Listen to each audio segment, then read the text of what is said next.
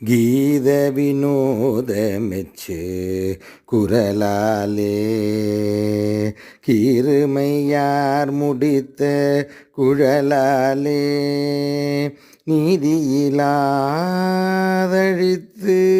உழலாதே நீமையிலேறி உற்று வரவேணும் சூதம சூரருட்க பொருசூரா சோனகிரியில் உற்ற குமரேசாம் ஆதிய காது ஒரு சொல் அருள்வோனே ஆனை முகர்கனிட்ட பெருமாளே.